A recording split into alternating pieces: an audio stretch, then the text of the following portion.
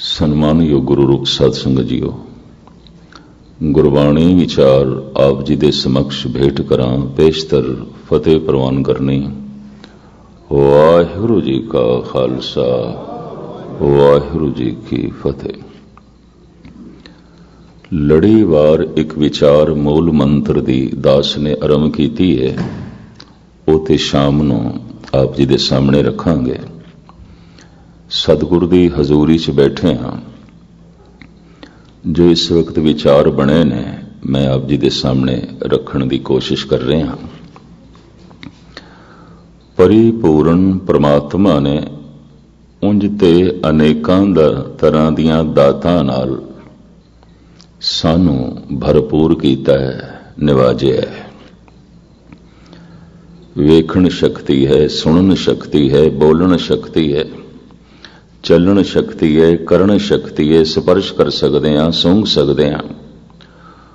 ਪਰ ਇਹਨਾਂ ਸਾਰੀਆਂ ਸ਼ਕਤੀਆਂ ਦੇ ਨਾਲੋਂ ਧਾਰਮਿਕ ਲੋਕ ਦੋ ਸ਼ਕਤੀਆਂ ਨੂੰ ਅਜ਼ੀਮ ਮੰਨਦੇ ਨੇ, ਮਹਾਨ ਮੰਨਦੇ ਨੇ। ਕਿ ਇੱਕ ਤੇ ਹੈ ਸਮਝਣਾ, ਸੋਚ, ਅਕਲ। दूसरा है जुड़ना, भावकता, जज्बे। कहते ने जज्बियां दा संबंध अगन तत्त नाल है, अग्नि नाल संबंधित ने। जिस दे अंदर जज्बे ही नहीं, कह देंदे ने मनुख ठंडा है। ये मनुख संबंध जोड़ नहीं सकता, जज्बे ही संबंध जोड़ते हैं। फिर कह दिता जाता है ये मनुख संबंधां नूं समझ नहीं सकता। तो एक समझ ते एक जज्बा, जज्बिਆਂ ਨੂੰ भावकता कहते ने, समझ ਨੂੰ बौद्धकता कहते ने। बौद्धकता ते भावकता ਇਹ ਦੋ ਬਹੁਤ ਵੱਡੀਆਂ ਸੌਗਾਤਾਂ ਪਰਿਪੂਰਨ ਪਰਮਾਤਮਾ ਨੇ ਮਨੁੱਖ ਦੀ ਝੋਲੀ ਵਿੱਚ ਪਾਈਆਂ ਨੇ। ਜਿਸ ਨੂੰ ਸਮਝਣਾ ਉਸ ਨਾਲ ਜੁੜਨਾ, ਜਿਸ ਨਾਲ ਜੁੜਨਾ ਉਸ ਨੂੰ ਸਮਝਣਾ। ਜਿਸ ਨਾਲ ਜੁੜਨਾ ਹੀ ਨਹੀਂ, ਜਿਹੜੀ ਕੁਝ ਕੰਮ ਦੇ 'ਚ ਹੀ ਨਹੀਂ ਆ ਸਕਦੀ ਵਸਤੂ, ਉਹਨੂੰ ਸਮਝ ਕੇ ਸਮਾਂ ਵਿਅਰਥ ਕਿਉਂ ਕਰੀਏ, ਬਰਬਾਦ ਕਿਉਂ ਕਰੀਏ? क्योंकि ब्रह्मंड बहुत वड्डा है, किस किस नूं समझांगे। जिस नूं समझना है, और मैं अर्ज करा समझदी भी कोई एक दशा हो सकती है किसी एक समय विच। इस वास्ते असीं देखते हैं कि जो चोटी दा संगीतकार है वो चोटी दा कवि नहीं है, बिल्कुल नहीं है। ਸਾਰੇ ਸੰਗੀਤਕਾਰਾਂ ਨੂੰ ਗੀਤ ਕਵੀਆਂ ਦੇ ਚਾਹੀਦੇ ਨੇ, ਮੁਤਾਜ ਨੇ ਕਵੀਆਂ ਦੇ। ਉਹ ਖੁਦ ਗੀਤ ਨਹੀਂ ਬਣਾ ਸਕਦੇ, ਸੰਗੀਤ ਦੀ ਧੁਨ ਬਣਾ ਸਕਦੇ ਨੇ। ਚੋਟੀ ਦੇ ਸੰਗੀਤਕਾਰ ਕਵੀ ਨਹੀਂ ਨੇ, ਔਰ ਚੋਟੀ ਦੇ ਕਵੀ ਕੋਈ ਮੁਸੱਵਰ ਨਹੀਂ ਨੇ, ਚਿੱਤਰਕਾਰ ਨਹੀਂ ਨੇ। ਚੋਟੀ ਦੇ ਚਿੱਤਰਕਾਰ ਸੰਗਤਰਾਸ਼ ਨਹੀਂ ਨੇ, और इसे तरीके नाल अगर कोई संग तराश है तो नृत्यकार नहीं है। समझ किसी एक दिशा दे ही बहुत अच्छी काम कर सकती है, और समझ नूं खिलेर दईए, इसनूं भी समझ, इसनूं भी समझ, इसनूं भी समझ, सब कुछ अधूरा रहेगा। जैसे हुण ते मैं देख के हैरान हाँ, शरीर का एक एक अंग इतना महान होंदा जा रहा है कि एक एक अंग दे भी स्पेशलिस्ट पैदा हो रहे हैं। ये पहले नहीं सी। एक कोई हकीम होंदा सी, एक कोई वैद होंदा सी, कोई अखां दा इलाज करदा सी, ओही कन्नां दा, ओही दंदां दा, ओही ताप चढ़ जाण, बुखार चढ़ जाण, उन्हां दा इलाज करदा सी। ओही गुप्त रोगां दा इलाज करदा सी, ओही प्रगट लोगां दा इलाज करदा सी। ज्यों ज्यों पिछे तुसीं चले जाओ, ਇਹ ਕੰਮ ਇੱਕੋ ਹੀ ਹਕੀਮ ਕਰਦਾ ਸੀ, ਇੱਕੋ ਹੀ ਵੈਦ ਕਰਦਾ ਸੀ। ਪਰ ਅੱਜ ਨਹੀਂ, ਅੱਜ ਤੇ ਇੱਕ ਇੱਕ ਅੰਗ ਦੇ ਸਪੈਸ਼ਲਿਸਟ ਪੈਦਾ ਹੋ ਗਏ। ਕੋਈ ਆਈ ਸਪੈਸ਼ਲਿਸਟ ਹੈ, ਔਰ ਕੋਈ ਬ੍ਰੇਨ ਸਪੈਸ਼ਲਿਸਟ ਹੈ, कोई स्किन स्पेशलिस्ट है, मैं हैरान हाँ, कोई हार्ट स्पेशलिस्ट है। एक एक पुरजा शरीर का इतना महान कि बड़ा समा लग जाता उन्होंने समझण दे च, और फिर भी मैं अर्ज करा समझ पूरी नहीं, किसी कोल भी पूरी नहीं। अगर कोई डॉक्टर कहता है कि अखां दे संबंध विच मैं पूरा जान लिया, उसके दावे फोके ने, पर जाने ये तो मनते हैं, पर पूरा ही जान लिया, इस तो अगे कोई जानकारी नहीं है, ये उसका कहना गलत है। एक एक अंग अपने आप दे इतना महान है, ब्रह्मंड ते कितना वड्डा है, महान है। और मैनू इंज भी दिसदा पिया वो दिन भी आने वाले ने जद सज्जी अख दुखेगी किसी होर डॉक्टर कोल जाना पेगा, खब्बी दुखी तो किसी होर कोल जाना पैना, उपर दे दंद दुखे तो किसी होर डॉक्टर कोल जावांगे, थल्ले दे दुखे तो किसी होर कोल जाना पेगा। वो दिन दूर नहीं ने, क्योंकि एक अंग अपने आप दे महान है।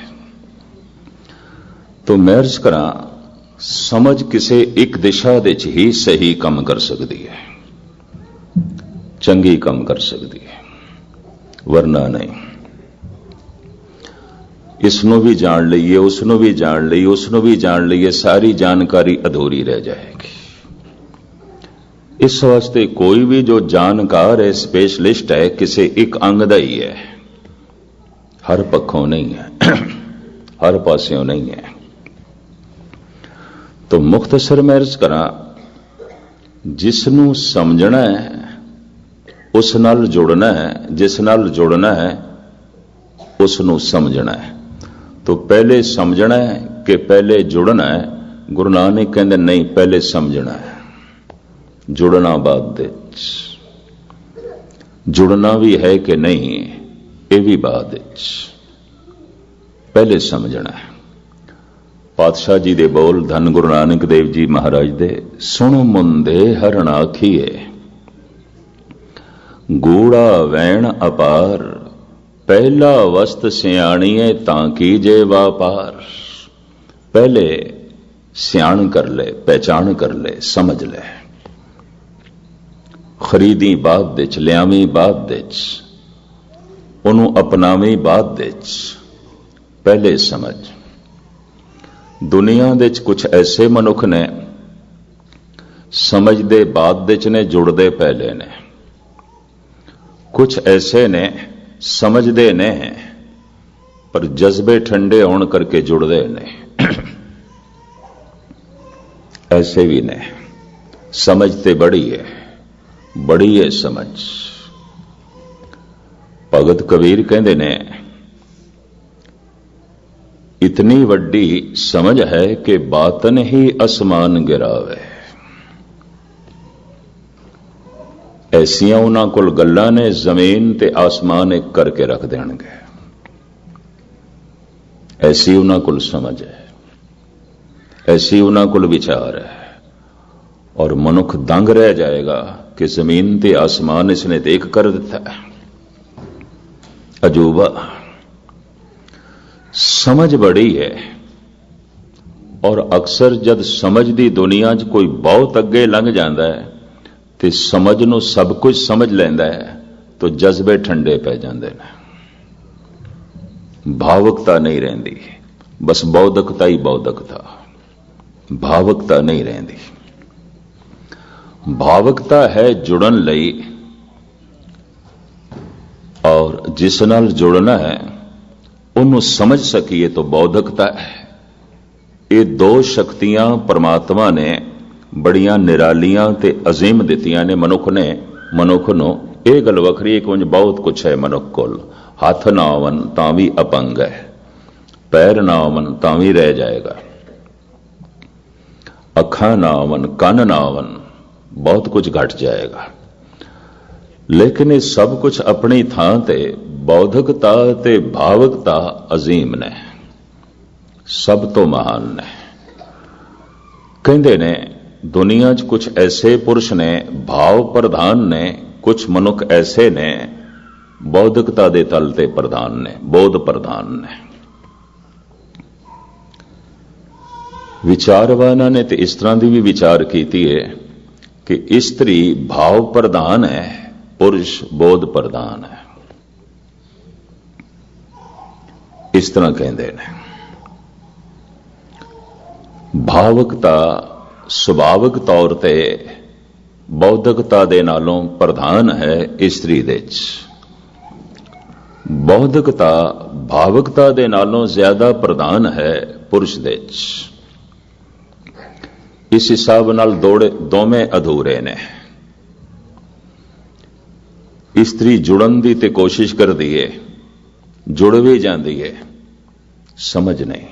ਗੁਸਤਾਖੀ ਮਾਫ, ਕਿਧਰ ਮੈਂ ਇਸਤਰੀ ਦੀ ਤੋਹੀਨ ਨਹੀਂ ਕਰ ਰਿਹਾ, ਪੁਰਸ਼ ਵੀ ਇਸ ਤਰ੍ਹਾਂ ਹੀ ਹੈ। ਸਮਝ ਤੇ ਜਾਂਦਾ ਹੈ, ਕਈ ਦਫਾ ਸਮਝ ਲੈਂਦਾ ਹੈ, ਜੁੜ ਨਹੀਂ ਸਕਦਾ, ਭਾਵਕਤਾ ਨਹੀਂ ਹੈ। ਇਹ ਆਪਣੀ ਥਾਂ ਤੇ ਜੋ ਹੈ ਰਹਿ ਜਾਂਦਾ ਹੈ। ਬੌਧਿਕਤਾ ਨੂੰ ਕਹਿੰਦੇ ਨੇ ਅੱਖਾਂ, ਭਾਵਕਤਾ ਨੂੰ ਕਹਿੰਦੇ ਨੇ ਪੈਰ।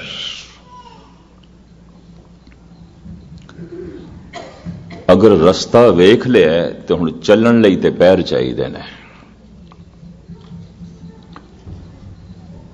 ਅੱਖਾਂ ਹਨ, ਪੈਰ ਨਹੀਂ, ਤਾਂ ਰਸਤਾ ਵੇਖ ਲਿਆ, ਚੱਲ ਨਹੀਂ ਸਕਦਾ। ਪੈਰ ਹੈਗੇ ਨੇ,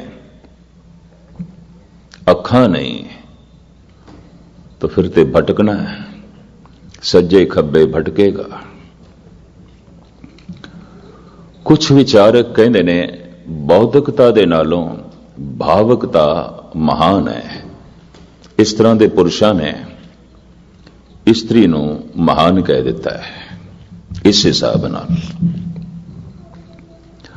ਔਰ ਜਿਸ ਦੇ ਅੰਦਰ ਭਾਵਕਤਾ ਪ੍ਰਧਾਨ ਹੋਵੇ, ਕਹਿ ਦਿੰਦੇ ਨੇ ਇਹ ਤੇ ਇਸਤਰੀ ਵਰਗ ਹੈ।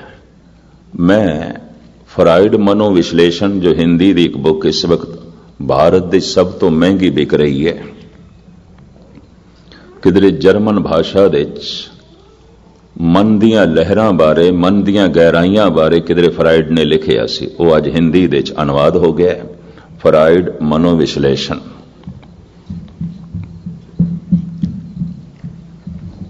ਉਸ ਦਾ ਇਹ ਕਹਿਣਾ ਕਿ ਭਾਰਤ ਦੇ ਸੰਤ, ਰਿਸ਼ੀ ਮੁਨੀ, ਇਸਤਰੀਣ ਨੇ, ਭਾਵ ਇਹਨਾਂ ਦੇ ਅੰਦਰ ਭਾਵਕਤਾ ਪ੍ਰਧਾਨ ਹੈ।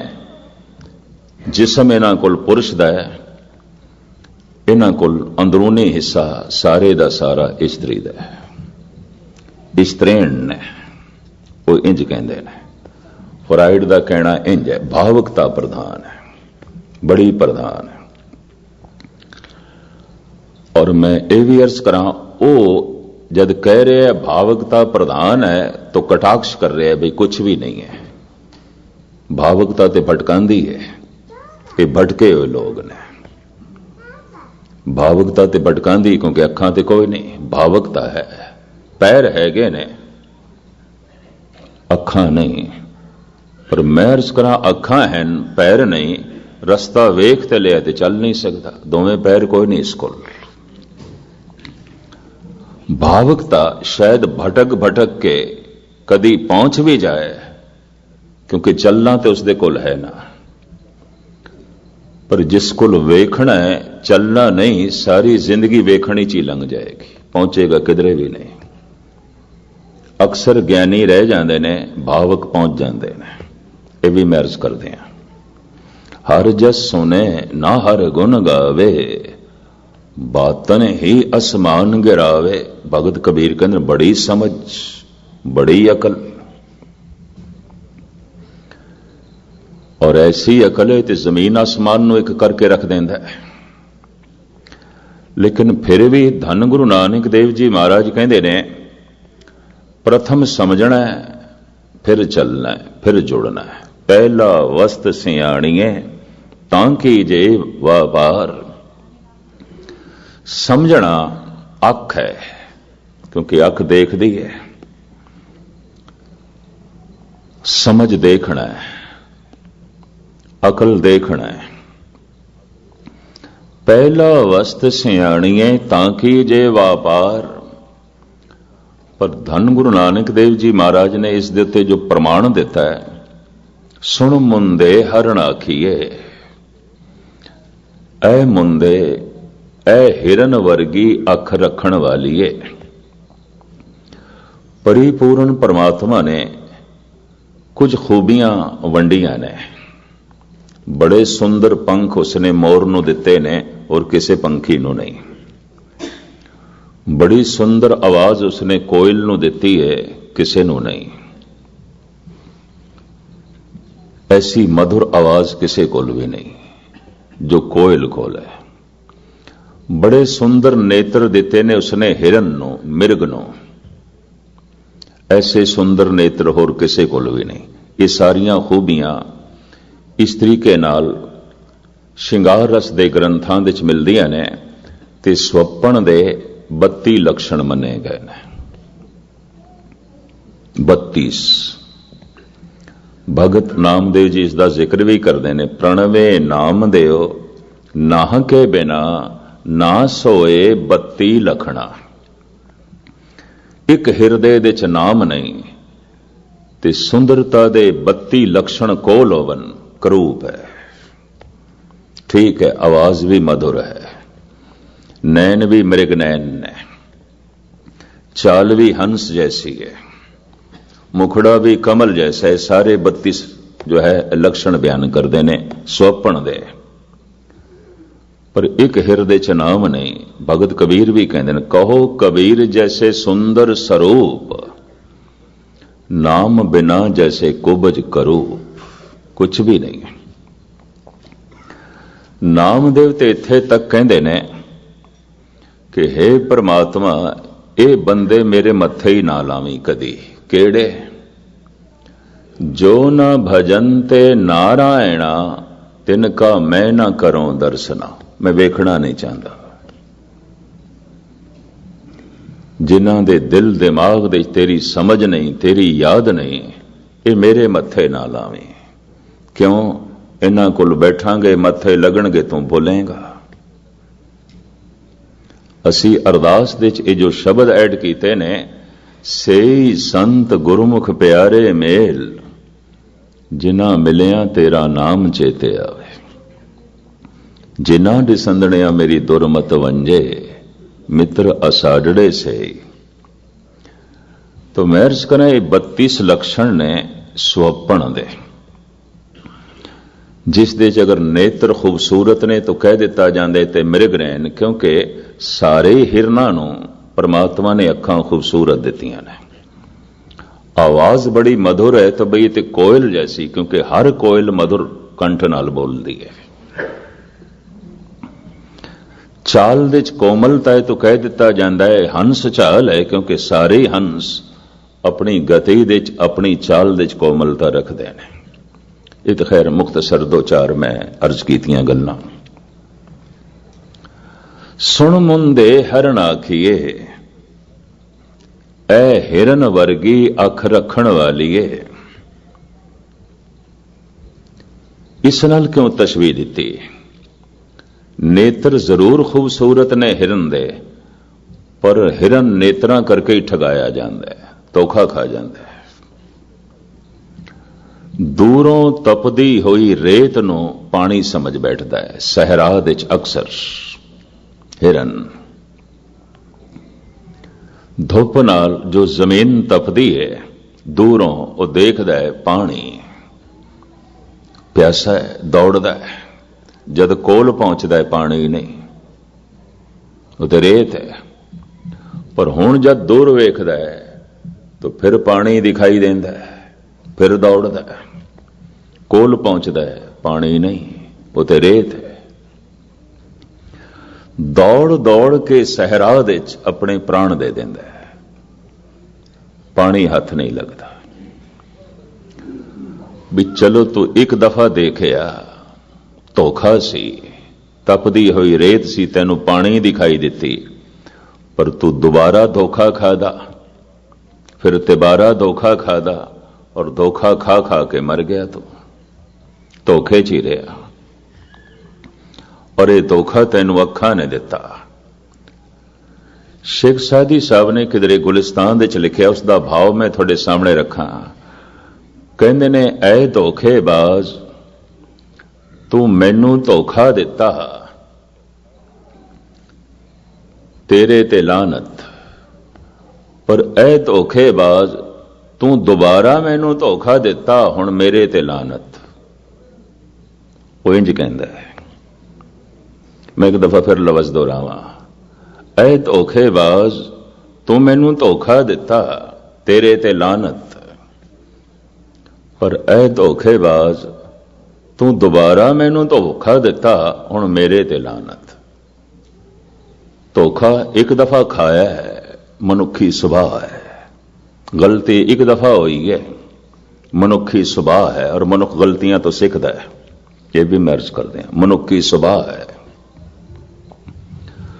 पर एक कोई गलती बार बार और जीवन भर भुलावड़े भुल्ली भुल भुल पछोताणी, भुल कीती पछतावा कीता, फिर भुल कीती पछतावा कीता, फिर भुल कीती फिर पछतावा कीता, जिंदगी इस तरह ही लंघ गई।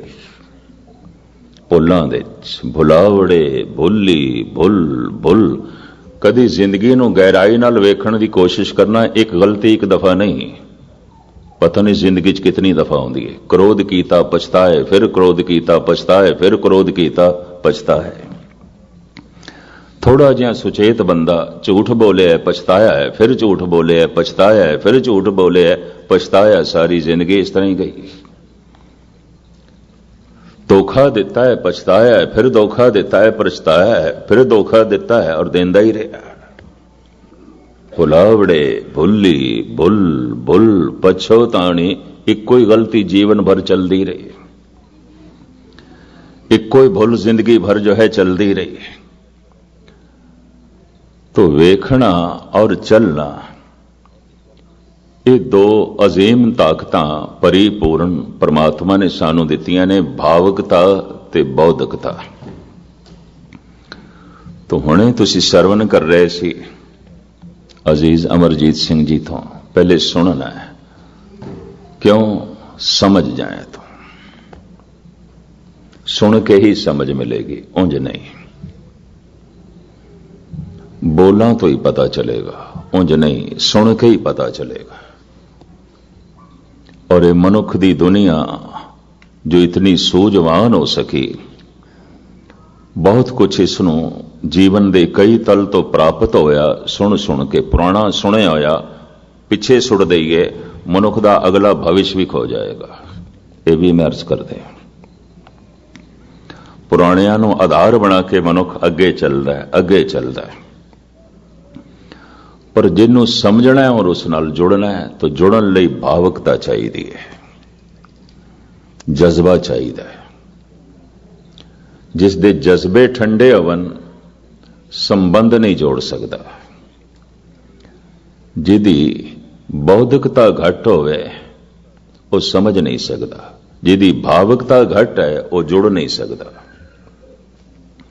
वैसे तो गुरु नानक देव जी महाराज फरमान करते ने, एका सुरत जेते हैं जी। ये सारी खोज हिंदुस्तान दे चली आयुर्वेद दी, जड़ी बूटियां दी। मूल धनंतर है। जैसे लुकमानी तिबदा, यूनानी तिबदा जन्मदाता हकीम लुकमान है, आयुर्वेद का जन्मदाता वैद धनंतर है।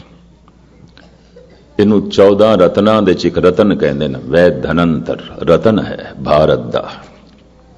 इतनी सूझ दिती इसने, इतनी समझ दिती, जड़ी बूटियां दा ज्ञान दिता, बीमारियां दा ज्ञान दिता। वो यही कहता है कि आयुर्वेद ग्रंथ और आयुर्वेद औषधियां इलाज नहीं करदियां, उपचार नहीं करदियां, संतुलन ठीक कर दिया, तवाजन जो बिगड़ गया शरीर दे।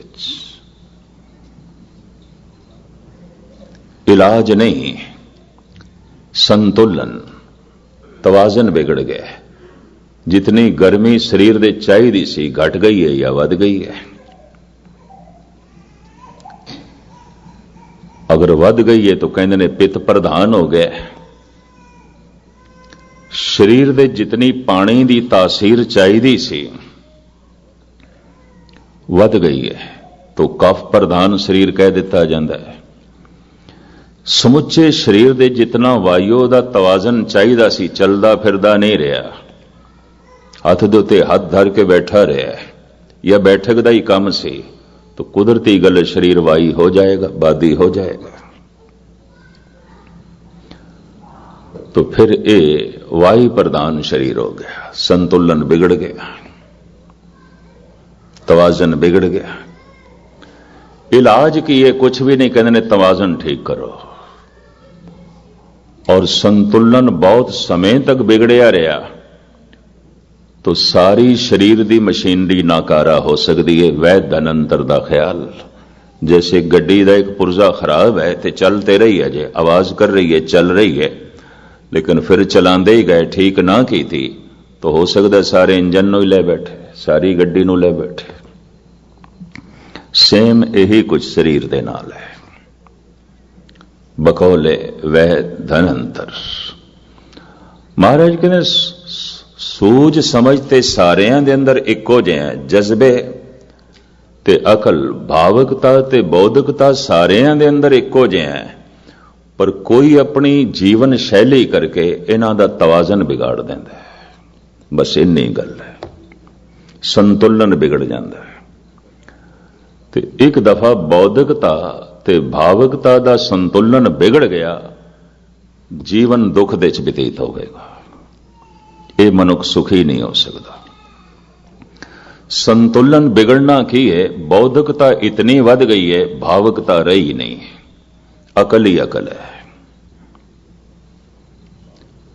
हुण इकबाल जैसा आम शायर भी कहता है, तेरे सीने में दम है दिल नहीं है, तेरा दम गर्म ये महफिल नहीं है। तेरे दिल विच गर्मी ते रही नहीं, तेरे जज्बे ठंडे हो गए, तेरे च भावकता ते है ही नहीं। निकल जा अकल से आगे कि ये नूर चिरागे राह है मंजिल नहीं है। अकल ते रस्ते दा दीवा सी, रस्ता वेखण वास्ते सी। बौद्धकते ते सी सिर्फ इस वास्ते रस्ता वेख लें, पर तू बस रस्ता ही वेखदा रहा, रस्ता ही वेखदा रहा, चलिया ही नहीं,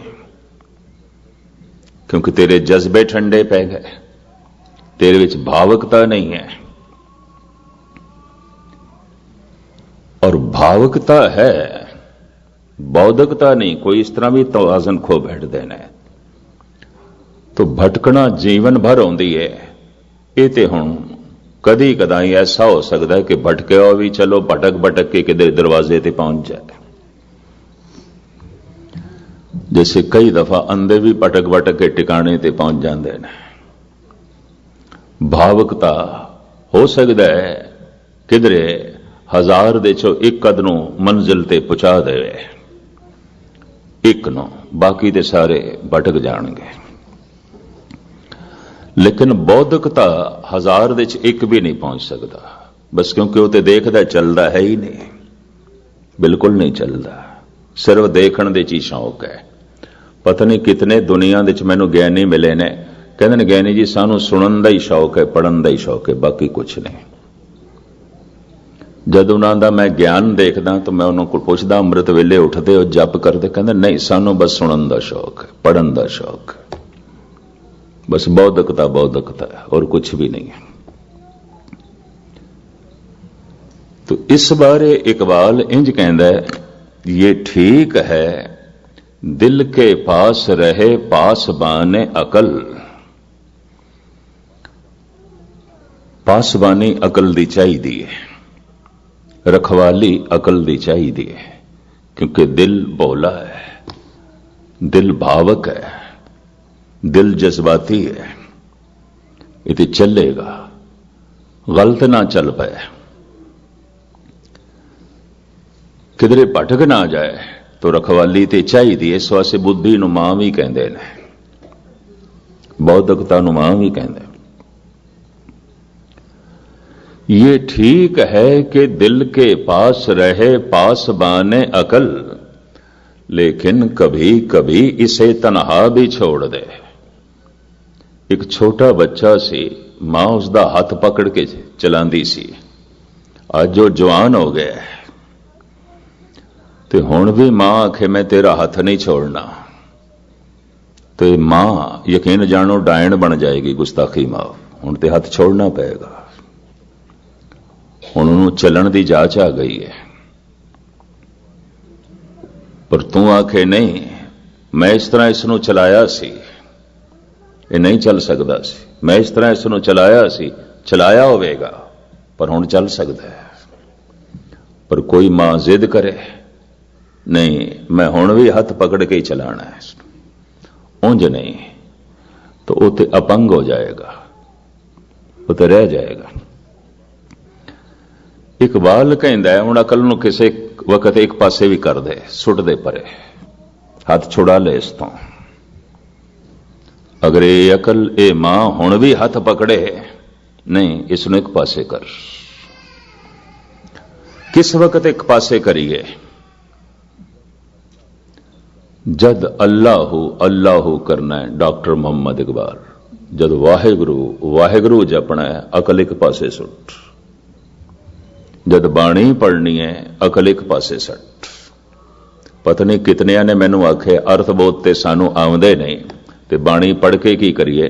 ਤੇ ਮੈਂ ਕਿ ਜਿਨ੍ਹਾਂ ਨੂੰ ਅਰਥ ਬੋਧ ਆਉਂਦੇ ਨੇ, ਫਿਰ ਉਹ ਤੇ ਸਾਰੇ ਬ੍ਰਹਮ ਗਿਆਨੀ ਹੋ ਜਾਣੇ ਚਾਹੀਦੇ ਨੇ। ਜਿਨ੍ਹਾਂ ਨੂੰ ਆਉਂਦੇ ਨੇ ਉਹ ਕਿਹੜੇ ਬ੍ਰਹਮ ਗਿਆਨੀ ਹੋ ਗਏ ਨੇ? ਉਹ ਕਿਹੜੇ ਰੱਬ ਨਾਲ ਜੁੜ ਗਏ ਨੇ? ਇਹ ਕਿਹੜੇ ਚੱਕਰਾਂ 'ਚ ਪਏ ਹੋ? ਇਹ ਕਿਸ ਭੁਲੇਖਿਆਂ 'ਚ ਤੁਸੀਂ ਪੈ ਗਏ? ਬਾਣੀ ਇੰਜ ਪੜੋ, ਅੰਦਰ ਇਹ ਭਾਵ ਕਰਕੇ ਕਿ ਗੁਰੂ ਨਾਨਕ ਦੀ ਬਾਣੀ ਪੜ੍ਹ ਰਹੇ ਹਾਂ, ਔਰ ਗੁਰੂ ਨਾਨਕ ਦੀ ਬਾਣੀ ਖਸਮ ਦੇ ਬੋਲ ਨੇ, ਪਰਮਾਤਮਾ ਦੇ ਬੋਲ ਨੇ। ਕਿਹਾ ਇਹ ਥੋੜੀ ਗੱਲ ਹੈ ਕਿ ਸਾਡੀ ਜ਼ਬਾਨ ਤੇ ਪਰਮਾਤਮਾ ਦੇ ਬੋਲ? ਕਿਆ ਇਹ ਥੋੜੀ ਗੱਲ ਹੈ? ਜ਼ਬਾਨ ਇਹ ਝੂਠੀ ਜ਼ਬਾਨ, ਇਸ ਦੇ ਤੇ ਖਸਮ ਦੇ ਬੋਲ ਆ ਗਏ, ਪਰਮਾਤਮਾ ਦੀ ਬਾਣੀ ਆ ਗਈ, ਪਰਮਾਤਮਾ ਦੇ ਬੋਲ ਆ ਗਏ ਨੇ। ਇਹੀ ਇੱਕ ਜਜ਼ਬਾ ਝਰਨਾਟ ਪੈਦਾ ਕਰ ਦੇਗਾ। ਇਤਨਾ ਇੱਕ ਜਜ਼ਬਾ ਸਾਰੀ ਪਵਿੱਤਰਤਾ ਨੂੰ ਅੰਦਰ ਪੈਦਾ ਕਰ ਦੇਗਾ। ਮੈਂ ਬੜਾ ਖੁਸ਼ਕਿਸਮਤ, ਮੈਨੂੰ ਪਰਮਾਤਮਾ ਦੇ ਬੋਲ ਪੜਨ ਨੂੰ ਮਿਲ ਗਏ। ਮੇਰੀ ਜ਼ਬਾਨ ਪਈ ਉਚਾਰਨ ਕਰਦੀ ਹੈ ਉਹ ਬੋਲ ਜੋ ਪਰਮਾਤਮਾ ਦੇ ਨੇ। ਕਿ ਥੋੜੀ ਗੱਲ ਹੈ? ਇਹ ਤੇ ਬਹੁਤ ਵੱਡੀ ਸੌਗਾਤ ਹੈ। ਅਰਥ ਤੈਨੂੰ ਆ ਵੀ ਗਏ ਤੇ ਕੀ ਹੋ ਜਾਣਾ? ਜਿਨ੍ਹਾਂ ਨੂੰ ਆਉਂਦੇ ਨੇ ਅਰਥ, ਉਹ ਕਿਹੜੇ ਜੋ ਹੈ ਪਰਮ ਪੁਰਖ ਹੋ ਗਏ ਨੇ। ਇਸ ਚੱਕਰ 'ਚ ਨਹੀਂ ਪੈਣਾ ਚਾਹੀਦਾ।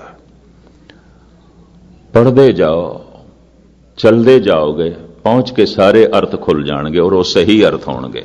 ਇਸ ਤੋਂ ਪਹਿਲੇ ਮੈਂ ਅਰਜ਼ ਕਰਾਂ, ਕੋਈ ਵੀ ਅਰਥ ਨਹੀਂ ਹੈ। ਤੁਸੀਂ ਆਖੋਗੇ ਮੈਂ ਕੀ ਆਖ ਰਿਹਾ?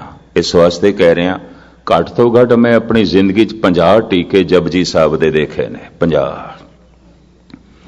ਇੱਕ ਦੇ ਅਰਥ ਦੂਜੇ ਨਾਲ ਨਹੀਂ ਮਿਲਦੇ। ਉਦਾਸੀਆਂ ਦੇ ਟੀਕੇ, ਨਿਰਮਲਿਆਂ ਦੇ ਟੀਕੇ, ਫਿਰ ਪ੍ਰਾਚੀਨ ਟੀਕਾ ਭਾਈ ਸਾਹਿਬ ਭਾਈ ਸੰਤੋਖ ਸਿੰਘ ਜੀ ਦਾ ਗਰਭਗੰਜ ਨੇ, ਸੋਢੀ ਤੇਜਾ ਸਿੰਘ, ਫਿਰ ਫਰੀਦਕੋਟੀਆਂ ਦੇ ਟੀਕੇ ਭਾਈ ਵੀਰ ਸਿੰਘ, ਬਾਬਾ ਬਿਸ਼ਨ ਸਿੰਘ, ਫਿਰ ਪੰਡਤ ਗਣੇਸ਼ਾ ਸਿੰਘ, ਪੰਡਤ ਤਾਰਾ ਸਿੰਘ ਨਰੋਤਮ, ਫਿਰ ਸੱਤੋ ਅਲੀ ਗਲੀ ਸੰਤ ਅਮੀਰ ਸਿੰਘ ਉਹਨਾਂ ਦਾ ਟੀਕਾ, ਫਿਰ ਪ੍ਰਿੰਸੀਪਲ ਸਾਹਿਬ ਸਿੰਘ ਨੇ, ਪਤਾ ਨਹੀਂ ਕਿਤਨੇ ਟੀਕੇ ਪ੍ਰਿੰਸੀਪਲ ਗੰਗਾ ਸਿੰਘ ਨੇ ਵੀ ਕੀਤਾ ਸੀ। ਔਰ ਮੈਂ ਹੈਰਾਨ, ਇੱਕ ਅਰਥ ਦੂਜੇ ਨਾਲ ਨਹੀਂ ਮਿਲਦਾ। ਜਾਂ ਤੇ ਕਹੀਏ ਇਹ ਸਾਰੇ ਹੀ ਗਲਤ ਨੇ, ਜਾਂ ਕਹੀਏ ਕੋਈ ਇੱਕ ਠੀਕ ਹੈ ਬਾਕੀ ਸਾਰੇ ਗਲਤ ਨੇ। ਆਖਿਰ ਇੱਕ ਹੀ ਠੀਕ ਹੋ ਸਕਦਾ ਨਾ, ਕਿਉਂਕਿ ਇੱਕ ਦੇ ਅਰਥ ਦੂਜੇ ਨਾਲ ਨਹੀਂ ਮਿਲਦੇ। ਗੁਰੂ ਗ੍ਰੰਥ ਸਾਹਿਬ ਦੇ ਸਾਰੇ ਅਰਥ ਵੀ ਇੱਕ ਦੇ ਦੂਜੇ ਨਾਲ ਨਹੀਂ ਮਿਲਦੇ। ਤਾਂ ਹੁਣ ਕੀ ਆਖੀਏ? ਸਾਰੇ ਗਲਤ ਨੇ, ਜਾਂ ਫਿਰ ਫੈਸਲਾ ਕਰੀਏ ਇੱਕ ਠੀਕ ਹੋ ਸਕਦਾ ਬਾਕੀ ਸਾਰੇ ਗਲਤ ਨੇ। ਹੁਣ ਕਿਹੜਾ ਇੱਕ ਠੀਕ ਹੋਵੇਗਾ? ਲੋਕਾਂ ਦੀ ਆਪਣੀ ਆਪਣੀ ਮਮਤਾ ਹੈ, ਲੋਕਾਂ ਦੇ ਆਪਣੇ ਆਪਣੇ ਜੋ ਹੈ ਭਾਵਕਤਾ ਹੈ, ਜੁੜੇ ਹੋਏ ਨੇ, ਕੋਈ ਜ਼ਾਤ ਕਰਕੇ, ਬਰਾਦਰੀ ਕਰਕੇ। ਕੋਈ ਕਹਿ ਦਿੰਦਾ ਨਹੀਂ ਬਸ ਸੋਢੀ ਤੇਜਾ ਸਿੰਘ ਹੀ ਮਹਾਨ ਨੇ, ਬਾਕੀ ਨਹੀਂ। ਕੋਈ ਕਹਿ ਦਿੰਦਾ ਨਹੀਂ ਕਵੀ ਸੰਤੋਖ ਸਿੰਘ ਜੀ ਦਾ ਟੀਕਾ ਅਜ਼ੀਮ ਹੈ, ਬਾਕੀ ਕੁਝ ਵੀ ਨਹੀਂ। ਲੇਕਿਨ ਕੁਝ ਕਹਿ ਦੇਣਗੇ ਪ੍ਰਿੰਸੀਪਲ ਸਾਹਿਬ ਸਿੰਘ ਮਹਾਨ ਨੇ, ਕੋਈ ਕਹਿ ਦੇਣਗੇ ਨਹੀਂ ਇਹ ਕਿਸ ਤਰ੍ਹਾਂ ਹੋ ਸਕਦਾ ਹੈ, ਭਾਈ ਵੀਰ ਸਿੰਘ ਤੋਂ ਅੱਗੇ ਕੌਣ ਹੋ ਸਕਦਾ ਹੈ। ਕੋਈ ਬਾਬੇ ਬਿਸ਼ਨ ਸਿੰਘ ਨੂੰ ਅੱਗੇ ਲਿਆਣਗੇ, ਕੋਈ ਉਦਾਸੀਆਂ ਨੂੰ ਅੱਗੇ ਲਿਆਣਗੇ, ਸੰਪਰਦਾਈ ਲਿਆਣਗੇ ਸੰਤ ਅਮੀਰ ਸਿੰਘ ਨੂੰ ਅੱਗੇ। ਨਹੀਂ ਜੀ, ਉਹਨਾਂ ਦਾ ਟੀਕਾ ਮਹਾਨ ਹੈ। ਮੈਂ ਤੇ ਵਿਚਕਾਰੇ ਮੈਂ ਤੁਹਾਡਾ ਟਾਈਮ ਲੈ ਬੈਠਾ, 50 ਟੀਕੇ ਨੇ, ਇੱਕ ਟੀਕਾ ਦੂਜੇ ਨਾਲ ਨਹੀਂ ਮਿਲਦਾ। तो हुण की करिए? या तो फैसला करिए एक ठीक है बाकी सारे गलत ने, या कहिए सारे ही गलत ने। तो मेरी समझ जिहड़ी गल आई है सारे ही ठीक ने, एक भी गलत नहीं, सारे ही ठीक ने। वो किस तरह? जपजी साहब एक सागर है रत्ना नाल भरिया होया, पता नहीं कितने रतन पए ने। जेड़ा टीकाकार जितना गहरा चला गया ते सागर दे जिस कोने च चला गया, हुण हर पासे थोड़ी जाएगा, सागर दे जिस कोने च चला गया मोती उसनों लभ पए ने, उस तरह दे नीलम पन्ने उसनों लभ पए ने। चूंकि हैं सारे ही सागर दे मोती, इस वास्ते सारे ही ठीक ने। यह गल वखरी है, पता नहीं सागर दे किहड़े कोने चों लभ के ले आया, किस कुंठ चों लभ के ले आया। मंजी साहब गुरुद्वारा साहब दरबार साहब दा कथा स्थान, उत्थे विवाद चल रहा सी और सुभावक मैनू किधरे गल फुर गई, धन गुरु रामदास जी ने बख्शिश कर दी। मैं कहा विवाद कानू करदे हो, सारे ही ठीक ने। 3-4 तरह के विद्वान ते बहुत भयंकर विद्वान जो है विवाद चल पाया, और मैं देखा विचार तकरार बनन लग पई है। भाई संतोख सिंह जी कहते जब विचार तकरार बनन लगे तो विचारक एक पासे हो जाता है, क्योंकि हुण तकरार बनन लग पई है तो तकरार विचार होंदी ही नहीं। अगर फिर कोई तकरार दे शामिल हो गया है तो भाई संतोख सिंह जी कहते ने विचारक नहीं है, विचारक फिर एक पासे हो जाता है, हाथ जोड़ के एक पासे हो जाता है। ठीक है, फिर तुसी ठीक हो, आप एक पासे। मैं उत्थे देख ले ये ते विचार तकरार ते किधरे हाथापाई तक नौबत ना आवे, तकरार जो हो गई तो उत्थे मैं समा मंग लिया। मैं कि 2 मिनट मैनू भी वक्त दे दो, मैं कुछ कहना है। वो सारे कहने लगे काफी देर दे तुसी चुप बैठे, बोलदे ही नहीं। मैं कहा मैं हुण बोलना मुनासिब समझना है, क्योंकि हुण विचार तकरार बनन लग पई है। कि जो पानी सी अग हो गया, जिन्हें खेतां नूं हरा भरा करना सी ते जलाएगा, साड़ेगा। मैं कहा सारे ही ठीक ने। कहने ये किस तरह, किस दृष्टिकोण नाल तुसीं कहंदे हो? दृष्टिकोण रखो, क्योंकि सारियां कोल दृष्टिकोण सन। कोई ग्रामर नूं अगे लैंदा सी वे ग्रामर अनुसार प्रिंसिपल साहिब सिंह बिल्कुल ठीक ने, पर कोई कहंदा सी भावकता तो हीणे ने, बौद्धकता ही बौद्धकता है। इस वास्ते ये टीका खुश्क है, बड़ा रस नहीं है इहदे विच। लोकां कोल प्रमाणिकता सी, बकायदा दलीलां सन, ये भी मैं अर्ज करदे हां। और उन्हां सारियां दलीलां इत्थे सामने रखीए तो गुस्ताखी माफ बंदा नास्तिक भी हो सकता है, इन्नियां दलीलां उन्हां ने इकट्ठियां कीतियां। मैं कहा सारे ही ठीक ने। ते कहने लगे प्रमाणिकता, ਇਹਦੇ ਉੱਤੇ ਕੋਈ ਪ੍ਰਮਾਣਿਕਤਾ ਐਵੇਂ ਤੇ ਨਹੀਂ ਮੰਨਣ ਲੱਗੇ ਅਸੀਂ, ਸਾਰੇ ਹੀ ਠੀਕ ਨੇ। ਐਵੇਂ ਕਿਵੇਂ ਮੰਨ ਲਈਏ? ਤੁਸੀਂ ਕਹਿ ਦਿੱਤਾ ਤੇ ਅਸੀਂ ਮੰਨ ਲਈਏ, ਇਹ ਕਿਸ ਤਰ੍ਹਾਂ ਹੋ ਸਕਦਾ ਹੈ? ਮੈਂ ਕਿਹਾ ਇਸ ਤਰ੍ਹਾਂ ਹੈ, ਗੁਰੂ ਨਾਨਕ ਦੀ ਜਪਜੀ ਇੱਕ ਮਹਾਸਾਗਰ ਹੈ, ਔਰ ਸਾਗਰ ਨੂੰ ਸੰਸਕ੍ਰਿਤ ਦੇ ਵਿੱਚ ਕਹਿੰਦੇ ਨੇ ਰਤਨਾਕਰ, क्योंकि कहने रतन सागर दे चों निकले। और मन लेंदे हैं क्योंकि जीवन सारा पानी चों निकलिया, साचे ते पवना भाया, पवने ते जल होए। तो जे सारा विकास पानी तो चले तो मन लेना चाहिए पानी चों रतन निकले। रतन आकर रतना दी खान, रतन उपाय धरे खीर मथिया, होर भखलाए जे असी किया, कह नानक छपे क्यों छपिया, एक ही वंड दिया। आसा मल्ला पहला महाराज भी इसनूं रतनाकर कहंदे ने, रतना दी खान। तो मैं कहा जपजी एक सागर है, रतना दी खान है। अतकी दास ने मूल मंत्र आप जी के सामने रखा है। फिर दोबारा मुलाकात हुई, सतगुरु ने सेहत बख्शी, जिंदगी बख्शी, तो शायद जपजी साहब दियां कुछ विचारां आप जी के सामने रखी है। मैं कहा यह सागर है ਤੇ ਸਾਗਰ ਦੇ 'ਚ ਤੇ ਸਾਰਾ ਫੋਲਣਾ ਫਰੋਲ ਕਰਨੀ ਔਖੀ ਹੈ। ਤੂੰ ਦਰਿਆ ਦਾਨਾ ਬੀਨਾ ਮੈਂ ਮਛਲੀ ਕੈਸੇ ਅੰਤ ਲਾ। ਹੁਣ ਇਹ ਕਿ ਮਛਲੀ ਕਿਵੇਂ ਨਾਪੇ ਸਾਰੇ ਸਾਗਰ ਨੂੰ। ਕਈ ਕੌਣੇ ਨੇ, ਇਸਨੇ ਫੈਲਾਓ ਹੈ ਬਹੁਤ ਵੱਡਾ ਹੈ। तो मैं कहा सारे ही ठीक ने। जिस जिस कोने दे जिस जिस गहराई चों जो कुछ भी जो लभ के लैन है ते सागर दा ना। अर्थ ते जपजी साहब दा ही ने ना, है ते इस सागर दा ही, तो सारे ही ठीक ने। अगर कोई संख भी कढ़ के ले आया तो सागर दे ही ने, अगर कोई सिपियां भी कढ़ के ले आया तो सागर दियां ने, अगर कोई मोती भी कढ़ के ले आया तो सागर दे ही ने। सारे ही ठीक ने। ਇਹ ਉਸ ਜ਼ਮਾਨੇ ਦੀ ਗੱਲ ਹੈ ਜਦ ਇਸ ਵਿਵਾਦ ਵਿੱਚ ਬਾਬਾ ਗੁਰਮੁਖ ਸਿੰਘ ਪਟਿਆਲੇ ਵਾਲੇ ਵੀ ਬੈਠੇ ਸਨ ਚੁੱਪ, ਹੱਥ ਜੋੜ ਕੇ ਖੜੇ ਹੋ ਗਏ। ਕਹਿਣ ਲੱਗੇ ਮਸਕੀਨ ਗੱਲ ਇਹ ਹੈ, ਗੱਲ ਤੇਰੀ ਠੀਕ ਨਾ ਹੁੰਦੀ ਹੋਈ ਵੀ ਅਸੀਂ ਮੰਨ ਲੈਂਦੇ ਹਾਂ, ਗੱਲ ਖਤਮ। ਉਠਾ ਦਿੱਤੀ ਉਹਨਾਂ ਨੇ ਸਭਾ। ਕਹਿਣ ਲੱਗੇ ਗੱਲ ਤੇਰੀ ਠੀਕ ਨਾ ਹੀ ਹੁੰਦੇ ਹੋਇਆ ਤਕਰਾਰ ਖਤਮ ਕਰਦੀ ਹੈ।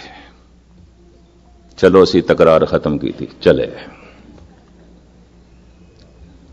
ਤੇ ਮੈਂ ਸੁਭਾਵਕ ਬਾਅਦ ਵਿੱਚ ਪੁੱਛ ਲਿਆ ਜਦ ਕਮਰਿਆਂ 'ਚ ਗਏ। ਮੈਂ ਕਿਹਾ ਬਾਬਾ ਜੀ ਤੁਸੀਂ ਇਸ ਤਰ੍ਹਾਂ ਕਹੇ ਕਿ ਮੇਰਾ ਦਿਲ ਤੋੜਿਆ। ਮੈਂ ਤੇ ਐਸਾ ਮੰਨਦਾ ਸਾਰੇ ਹੀ ਠੀਕ ਨੇ। ਕਹਿਣ ਲੱਗੇ ਮੈਂ ਵੀ ਇਸ ਤਰ੍ਹਾਂ ਹੀ ਮੰਨਦਾ, ਪਰ ਹੁਣ ਤਕਰਾਰ ਕਰਨ ਵਾਲਿਆਂ ਨੂੰ ਵੀ ਤੇ ਰਾਜ਼ੀ ਰੱਖਣਾ ਸੀ ਨਾ। ਕਹਿੰਦਾ ਸਿਰਫ ਤੈਨੂੰ ਰਾਜ਼ੀ ਥੋੜੀ ਰੱਖਣਾ ਸੀ। ਕਹਿਣ ਲੱਗੇ ਉਹਨਾਂ ਨੂੰ ਤੇ ਚੁੱਪ ਕਰਾਉਣਾ ਸੀ, ਉਹਨਾਂ ਨੂੰ ਵੀ ਤੇ ਸ਼ਾਂਤ ਕਰਾਉਣਾ ਸੀ। ਮੈਂ ਕਿਹਾ ਬੜੀ ਨੀਤੀ ਖੇਡ ਗਏ। ਕਹਿਣ ਲੱਗੇ ਨੀਤੀ ਨਾ ਵਰਤੀਏ ਤੇ ਇਸ ਤਰ੍ਹਾਂ ਹੋ ਸਕਦਾ ਸੀ, ਆਤਾਪਾਈ ਹੋ ਜਾਣੀ ਸੀ, ਬਹੁਤ ਕੁਝ ਹੋ ਜਾਣਾ ਸੀ। तो खैर मुख्तसर जो है मैं अर्ज करा, ये अथाह सागर है आप अपनी बुध है जेती, बरनत भिन्न भिन्न तोहें तेती।